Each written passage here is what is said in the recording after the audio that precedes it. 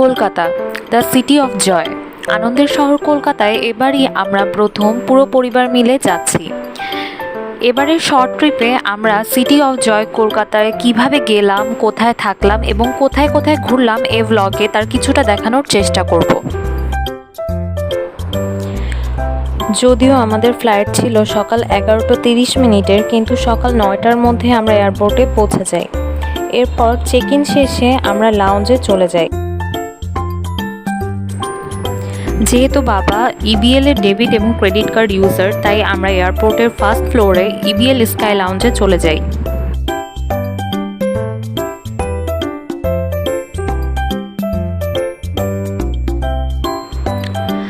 এই লাউঞ্জে ওয়েস্টিনের কেটারিংস সার্ভ করা হয়। যেহেতু আমরা ব্রেকফাস্ট টাইমে লাউঞ্জে ছিলাম, তাই তখন ম্যাক্সিমাম ব্রেকফাস্ট আইটেম এবং স্ন্যাক্স আইটেম সার্ভ করা ছিল।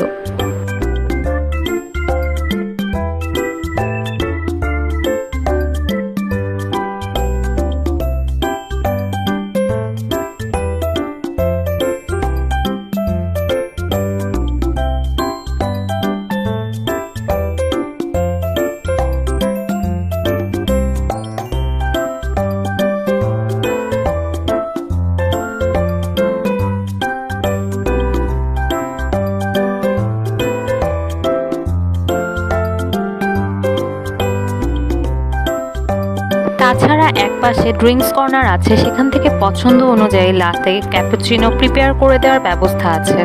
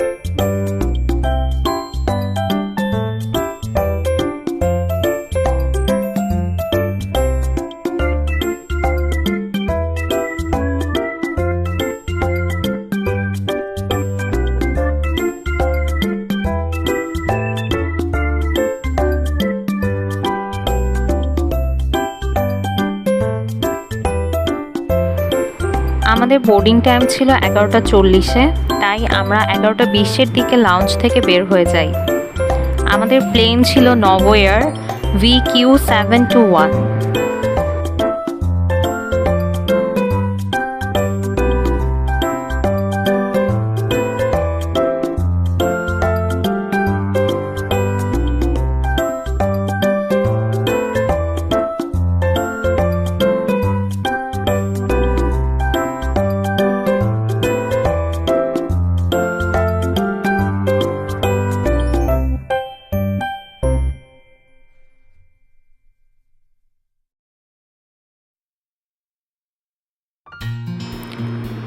প্লেন টেক অফ করার 20 থেকে 25 মিনিটের মধ্যে উপর থেকে কলকাতা শহর দেখা যাচ্ছিল।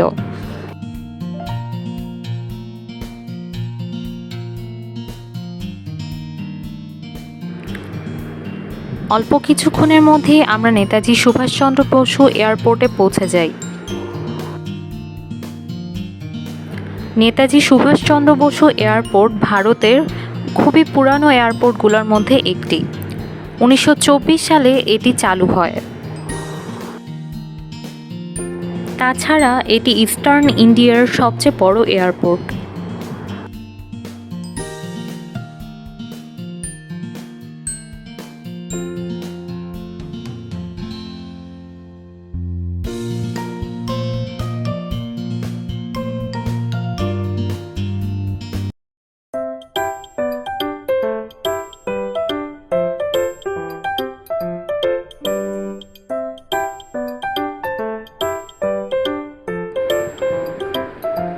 এয়ারপোর্টে পৌঁছে ইমিগ্রেশনের সব কাজ শেষ করে আমরা হোটেলের দিকে রওনা হই। আমাদের হোটেলটি ছিল কলকাতার বিখ্যাত মার্কুইস স্ট্রিটে। এয়ারপোর্ট থেকে কোনো ক্যাব বা ট্যাক্সি সরাসরি বুক করে যেতে সাধারণত দ্বিগুণ বা অনেক ক্ষেত্রে 3 গুণ ভাড়া গুনতে হয়। তাই এই ঝামেলা এড়াতে আমরা যাত্রী সাথী নামক একটি অ্যাপের মাধ্যমে ট্যাক্সি বুক করি। এতে করে খুব সহজেই ন্যায্য মূল্য পরিশোধ করে এক জায়গা থেকে অন্য জায়গায় যাওয়া যায়।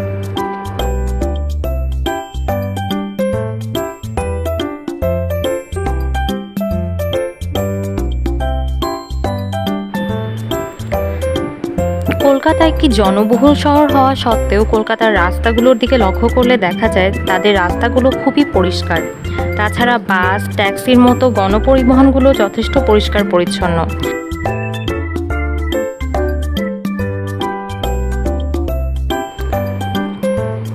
প্রায় 20 মিনিটের মধ্যে আমরা এয়ারপোর্ট থেকে আমাদের হোটেলে পৌঁছে যাই। আমাদের হোটেলের নাম হোটেল কেম্পটন। কলকাতায় আসার প্রায় 1 সপ্তাহ আগেই অনলাইনে আমরা রুম বুক করে রেখেছিলাম।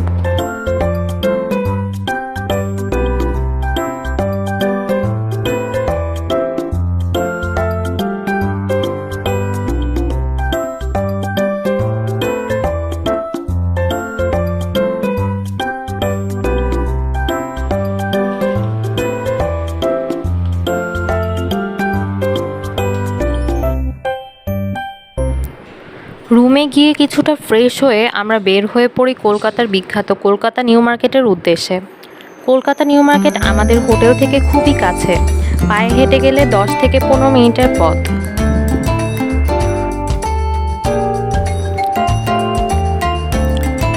আমরা নিউ মার্কেটে যাওয়ার কিছুক্ষণের মধ্যেই সন্ধ্যা হয়ে আসে। এখানে বিশাল জুয়েলারির মার্কেট আছে। এদিন তেমন কিছু কেনাকাটা করা হয়নি। আমি আর আম্মু কানের দুল আর অন্য কিছু জুয়েলারির আইটেম কিনেছিলাম।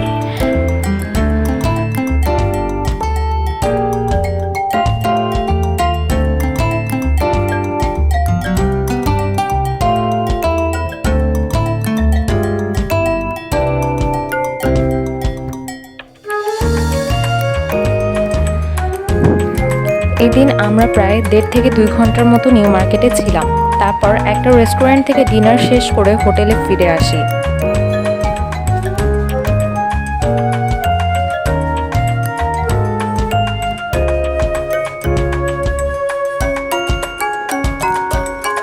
এর পরের দিন সকালে ঘুম থেকে উঠে হোটেলে যে কমপ্লিমেন্টারি বুফে ব্রেকফাস্টের ব্যবস্থা ছিল সেখান থেকে ব্রেকফাস্ট শেষে আমরা বেরিয়ে পড়ি।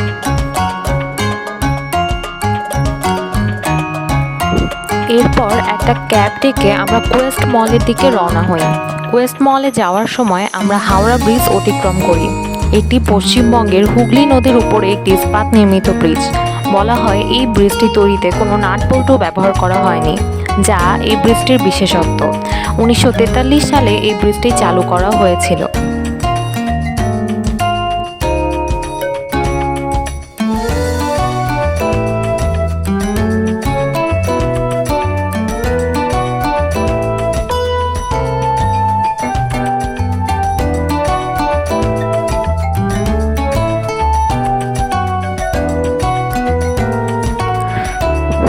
এদিন আমরা শুধুমাত্র শপিং করে শপিং মল থেকে সোজাসুজি হোটেলে চলে আসি।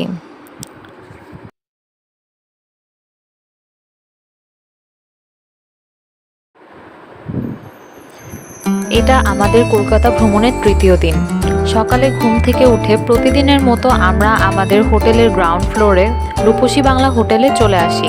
এখানে আমাদের বুফে ব্রেকফাস্টের ব্যবস্থা করা হয়।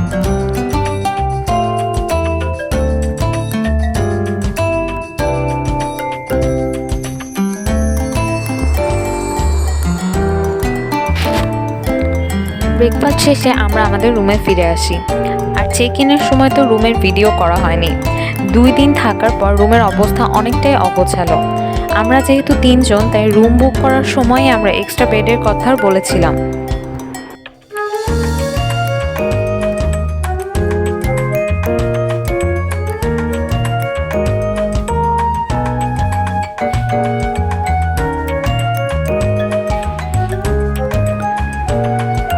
এই দিন আমরা 10টার দিকে ভিক্টোরিয়া মেমোরিয়ালের দিকে রওনা হই।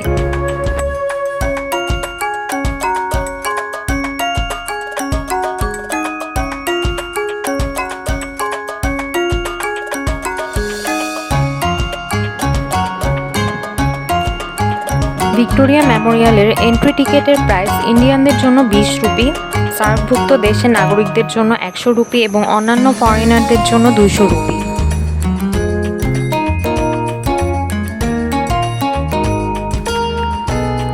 ভিক্টোরিয়া মেমোরিয়াল হল কলকাতার প্রাণকেন্দ্রে অবস্থিত একটি সাদা মার্বেল ভবন। এটি স্থাপত্যগতভাবে ব্রিটিশ স্থাপত্য শৈলীর ক্লাসি দিকগুলোকে প্রতিফলিত করে।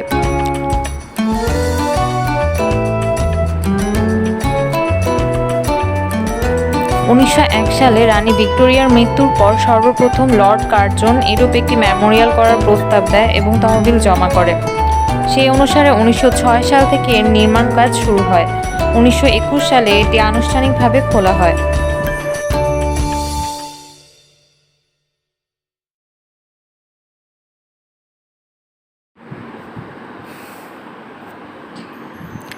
তাজমহল তৈরিতে রাজস্থানের যে সকল মূল্যবান শ্বেতপাথর ব্যবহার করা হয়েছিল সেই সব শ্বেতপাথর ব্যবহার করেই এই মেমোরিয়াল তৈরি করা হয়। অনেকের মতে তাজমহলকে টেক্কা দিয়ে কলকাতায় পর্যটকের দৃষ্টি আকর্ষণ করার উদ্দেশ্যে এটি তৈরি করা হয়েছিল।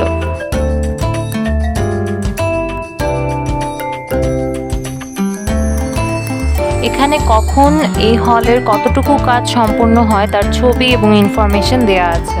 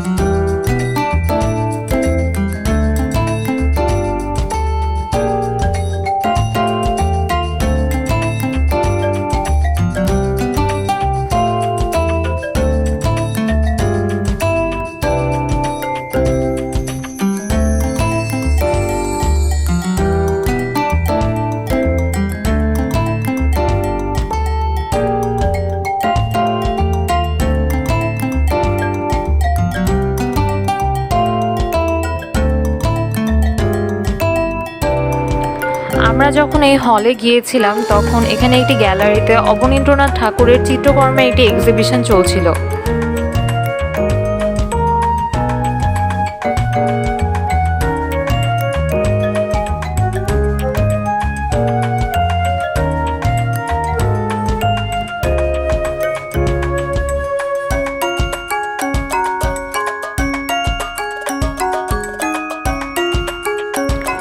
পাশের গ্যালারিতে একটি ফেস স্ক্যানার ছিল, যার কাজ ছিল সামনের ব্যক্তির ফেস স্ক্যান করে ব্রিটিশ বিরোধী আন্দোলনের সাথে সংশ্লিষ্ট কোনো বিপ্লবীর সাথে তার চেহারার মিল আছে কিনা তা বলে দেয়া। বাবা এই স্ক্যানার স্ক্যান করার পর ব্রিটিশ বিরোধী স্বাধীনতা আন্দোলনের একজন বাঙালি উল্লাসকর দত্তের সাথে তার চেহারার মিল দেখায়। উল্লাসকর দত্ত লন্ডন বিশ্ববিদ্যালয়ের ছাত্র ছিলেন। তিনি বোমা তৈরিতে অনেক পারদর্শী ছিলেন, তাই তাকে আলিপুর বোমা মামলায় গ্রেফতার করে পাশবিক নির্যাতন করা হয়, ফলে তিনি মানসিক ভারসাম্য হারিয়ে ফেলেন। ভিক্টোরিয়া মেমোরিয়াল থেকে বের হয়ে আমরা চলে যাই এর ঠিক পাশেই অবস্থিত রবীন্দ্র সদনে।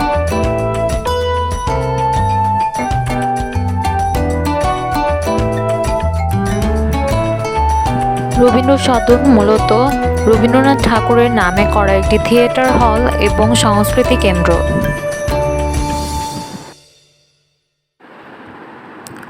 এরপর সেন্ট পলস ক্যাথেড্রাল যাওয়ার সময় দেখি বিড়লা প্ল্যানেটোরিয়ামের সামনে টিকিটের অনেক বড় লাইন, তাই এর ভেতরে আর যাওয়া হয়নি।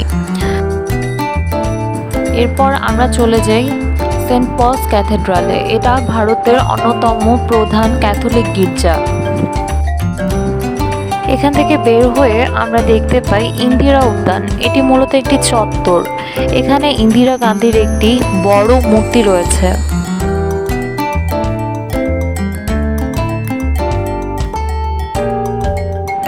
এখান থেকে একটা ট্যাক্সি ঠিক করে আমরা সরাসরি কলেজ স্ট্রিটে চলে যাই। কফি হাউসের সেই আড্ডাটা আজ আর নেই। কোথায় হারিয়ে গেল সোনালি বিকেলগুলো, সেই আজ আর নেই। মান্নাদের চিরসবুজ গানে সেই কফি হাউসে একটি সুন্দর বিকাল কাটালাম আমরা। উত্তর কলকাতার বইপাড়া কলেজ স্ট্রিট চত্বরে প্রেসিডেন্সি ইউনিভার্সিটির বিপরীতে কফি হাউসটি অবস্থিত। এই বিল্ডিংয়ের দোতলায় অডিটোরিয়ামের মতো বিশাল রুমটি সবসময়ই লোকে লোকারণ্য থাকে। সবাই গল্প আড্ডায় ব্যস্ত, চারিদিকে হইচই আর হইচই। তৃতীয় তলাটি থিয়েটার বা গ্যালারির মতো, সেখানেও চারিদিক টেবিল দিয়ে সাজানো। কফি হাউস থেকে বের হয়ে এসে কিছুটা সামনের দিকে এগিয়ে আমরা গেলাম সংস্কৃতি কলেজে। 1824 সালে কলেজটি স্থাপিত হয়।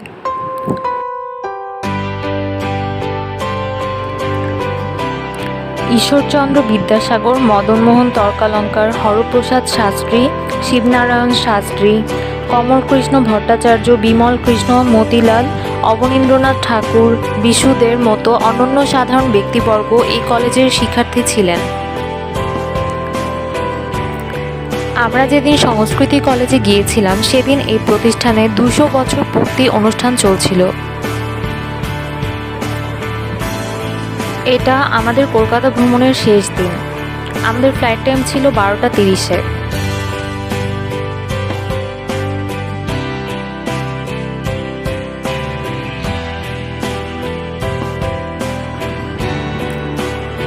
আমরা 11টার মধ্যে চেক আউট করে এয়ারপোর্টে চলে গেলাম।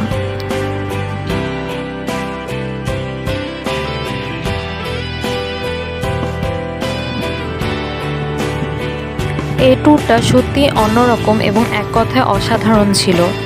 একটা নতুন শহরে নতুন ধরনের কিছু মানুষের আশেপাশে কিছু নতুন অভিজ্ঞতা।